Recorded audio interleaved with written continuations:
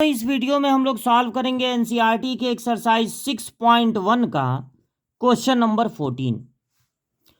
Sand is pouring from a pipe at rate of 12 centimetre cube पर second. एक pipe है, उससे sand को गिरा रहे हैं। किस रेट से गिरा रहे हैं? 12 सेंटीमीटर क्यूब पर सेकेंड। देखिए, सेंटीमीटर क्यूब में होता है वॉल्यूम, मतलब एक बार पाइप जब आके सैंड को गिरा रही है तो कितना वॉल्यूम गिर रहा है? एक सेकंड में 12 सेंटीमीटर क्यूब, अगले सेकंड में फिर 12 सेंटीमीटर क्यूब, फिर एक एक सेकंड में 12 सेंटीमीटर क्यूब गिरता जा रहा है, गिरता जा रहा है लगातार। The falling sand form a cone. जब वो पाइप सैंड गिरा रही है तो उससे कोन बन रहा है। कोन, इस तरह से कोन बन रहा है। On the ground in such a way that height of cone is always 1/6 of the radius of base। देखिए, जो कोन होता है उसमें होती है एक वर्टिकल हाइट, एक रेडियस और एक स्लैंट हाइट। अगर यहां पर बालू आके गिरेगा तो हाइट भी थोड़ी बढ़ेगी, बालू ऐसे सरक जाएगा, थोड़ा सा रेडियस भी बढ़ेगा, थोड़ी सी हाइट भी बढ़ेगी, एल भी बढ़ेगा।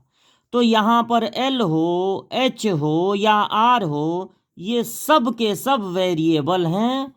बालू गिरता जाएगा, ये बदलते जाएंगे, ये सब वेरिएबल हैं। बालू जब गिर रहा है ना, बालू गिर रहा है तो एक खास बात हमेशा हो रही है, हाइट ऑफ कोन। गिवन क्या है?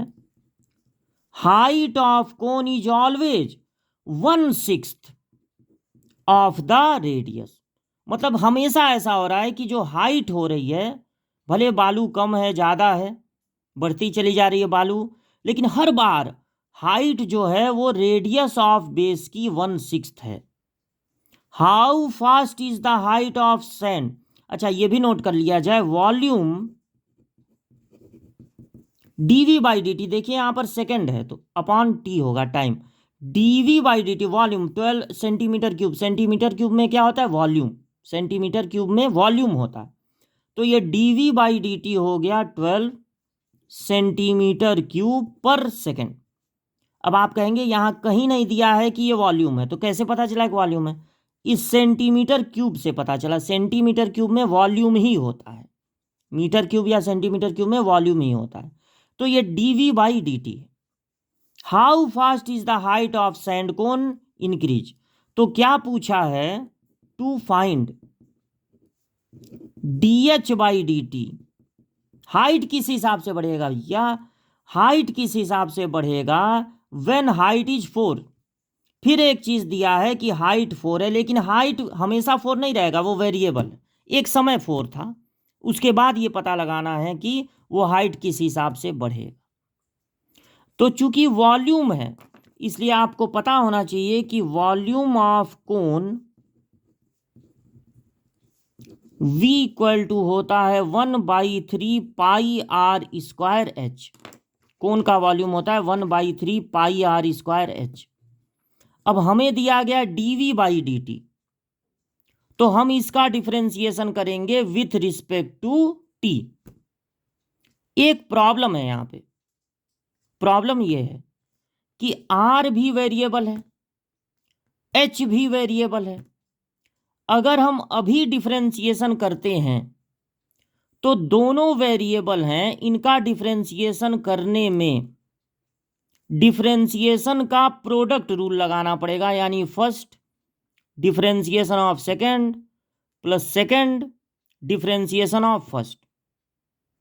वो रूल लगाने में कोई दिक्कत नहीं है, रूल तो लगा दिया जाए, लेकिन थोड़ा आगे की बात अगर सोचें, थोड़ा सा आगे का सोचना पड़ेगा। अगर हम यहां पर प्रोडक्ट रूल लगाते हैं तो हमको D R by D T भी मिलेगा, जो कि नहीं पता है। D H by D T भी मिलेगा, जो कि फाइंड करना है। आर भी नहीं पता है हमको, तो first into differentiation of second करेंगे तो आर की जरूरत पड़ेगी, आर खोजेंगे खोजेंगे कहीं है ही नहीं आर।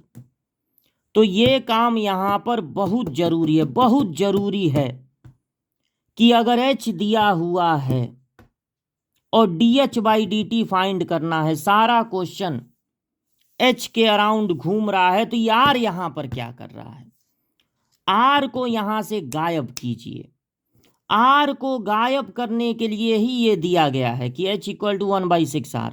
तो आप यहां लिखेंगे पुटिंग R = 6H। इस 6 को इधर ट्रांसफर कर दीजिए। अगर आप R के प्लेस पे लिख देते हैं 6H, तो दो बार हो लिख दे रहे हैं क्योंकि R² है इंटू H, तो 3 2 जा 6, V = मिलेगा 6 2 जा 12 पाई H³। अब बहुत बढ़िया है क्योंकि अब यहां पर सिर्फ एक वेरिएबल है H। अब जब आप इसका डिफरेंशिएशन करेंगे विथ रिस्पेक्ट टू H पर रूल लगाइए, नहीं सॉरी यहां पर हमको dV/dt दिया है dH/dt, तो विथ H पर भी लगा सकते थे, फिर dt से डिवाइड करना पड़ेगा, t पे ही लगा दीजिए। तो dV/dt होगा 12 पाई नोट हो जाएगा क्योंकि वेरिएबल के साथ है, H इस क्वेश्चन में वेरिएबल है, बदलने वाली चीज। तो H पर भी फार्मूला लगेगा पावर से इंटू पावर 1 कम, पावर से इंटू पावर 1 कम। फार्मूला लगाना था T पे, लगा दिए H पे, तो पेनाल्टी देना पड़ेगा, dH/dt से करना पड़ेगा मल्टीप्लाई। इसको आप ये भी कह सकते हैं कि पहले फार्मूला लगेगा पावर से इंटू पावर 1 कम, फिर पावर को छुपा लेंगे तो क्या दिखेगा H, तो अब H का डिफरेंशिएशन होगा dH/dt। अब आप याद कीजिए कि dV/dt, याद क्या करना है इसी में देख लीजिए, dV/dt दिया है 12, यहां भी 12 पाई 3, H की वैल्यू दिया है 4, देखिए 4 दिया है ना, 4 दिया है, तो 4 का स्क्वायर और dH/dt फाइंड करना है। अब आप कहेंगे सोचेंगे कि जब H की वैल्यू 4 दिया था तो यहां पर H की वैल्यू 4 क्यों नहीं रखे।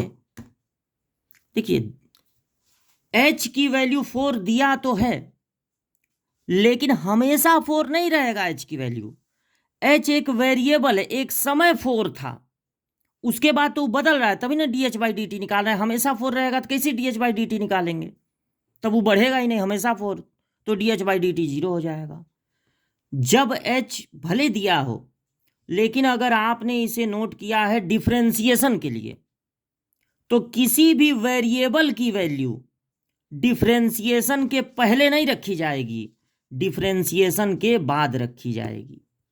तो 12 12 कैंसिल, 16 3 जा 48, इधर ट्रांसफर कर दीजिए, 1/48 पाई, ये होगा dH/dt, और इसका यूनिट क्या होगा, ऊपर H है तो सेंटीमीटर, नीचे T है तो सेकंड, यानी 1/48 पाई सेंटीमीटर पर सेकंड। ये होगा इस 14th क्वेश्चन का आंसर। ये आधा सॉल्यूशन और ये